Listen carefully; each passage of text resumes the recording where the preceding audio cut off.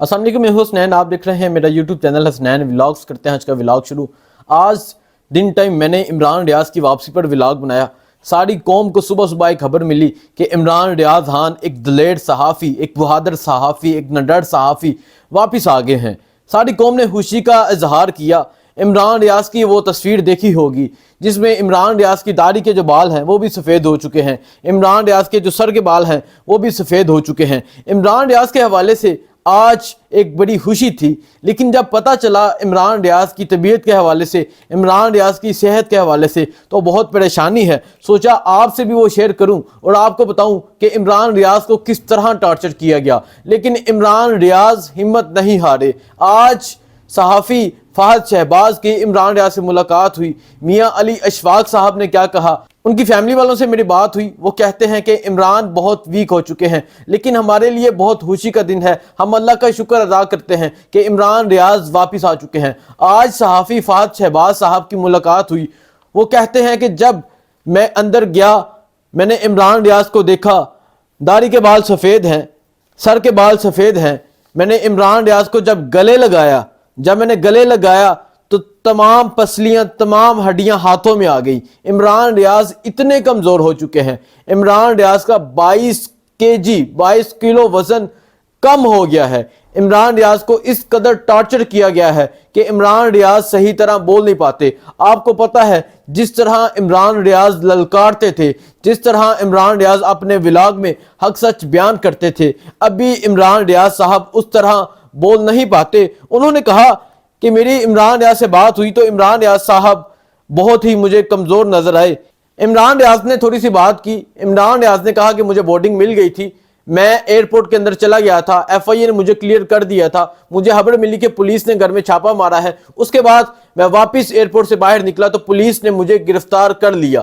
اتنی سی خبر عمران ریاض نے تقریباً 1.5 منٹ میں بتائی، اور یہ میں نے تقریباً 10 سیکنڈ میں آپ کے سامنے ذکر کیا۔ آپ اندازہ لگا لیں کہ عمران ریاض کو کس قدر ٹارچر کیا گیا ہے۔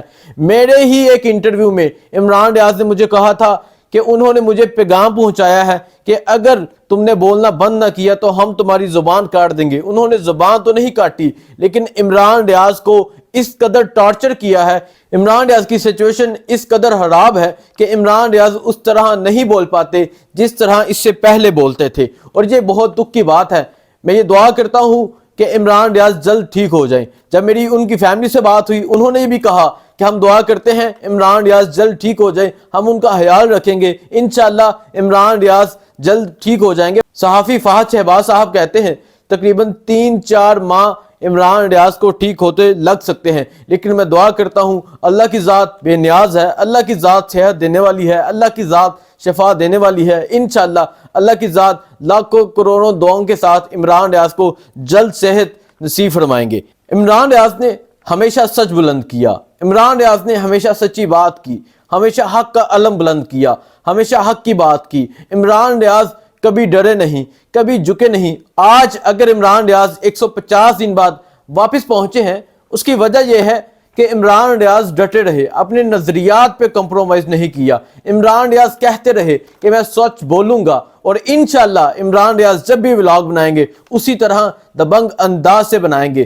ایک طرف ہم دیکھتے ہیں ایسے نامور سیاستدان جسے سمجھا جاتا تھا کہ پاکستان تحریک انصاف کو چلانے والے یہ ہیں، سابق وزرائے اعلیٰ عثمان بزدار کی بات کروں، محمود خان کی بات کروں، پرویز ہٹ کی بات کروں، وہ ایک پریس کانفرنس کرتے ہیں، دوسرے دن ان کی جان چھوٹ جاتی ہے۔ جو بھی پریس کانفرنس کرتا ہے دوسرے دن اس کی جان چھوٹ جاتی ہے، اور وہ بالکل آزاد گھومتا ہے۔ جو جیلوں میں سڑتا ہے، جو جیلوں میں رہتا ہے، اور جس کی حالت، جس کی سچویشن ایسی کر دی جاتی ہے، اس کی وجہ یہی ہے کہ وہ اپنے نظریے پہ کبھی کمپرومائز نہیں کرتا، وہ کبھی نہیں جھکتا۔ اس کی مثال ایک ایسا مرد کلندر عمران ریاض آپ کے سامنے ہے۔ اب بات کرتے ہیں صنم جاوید کی رہائی کے حوالے سے۔ آج روپکار جاری ہوا کہ صنم جاوید کو رہا کیا جائے۔ صنم جاوید کو تقریباً 4 بجے رہا کرنا تھا، اور ابھی تک رات کے اس وقت تک پولیس وہاں موجود رہی، پولیس ناکے لگائی کھڑی رہی، اور صنم جاوید کو دوبارہ سے گرفتار کر لیا گیا۔ جب پولیس وین لے کے جا رہی تھی تو صحافی نے سوال کیا کیا گرفتار کر لیا گیا ہے، تو صنم جاوید نے جواب دیا جی کر لیا ہے۔ सनम जावेद ने आज जब ये जवाब दिया तो उन लोगों के मुंह पर तमाचा मारा जो दूसरे दिन ही पाकिस्तान तहरीक इंसाफ को छोड़ गए थे, जो इमरान खान को छोड़ गए थे। जब इक़्तिदार में थे तो इक़्तिदार के मज़े लूटते रहे और जब मुश्किल वक्त आया तो इमरान खान को छोड़कर अपना रास्ता साफ किया।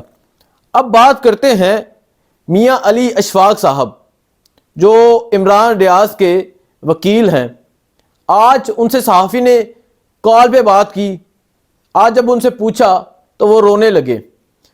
सहाफ़ी शाहिद असलम साहब ने उनसे बात की, वो रोने लगे। फहद शहबाज साहब ने उनसे बात की, वो रोने लगे और चीहो पुकार की आवाज़ आई।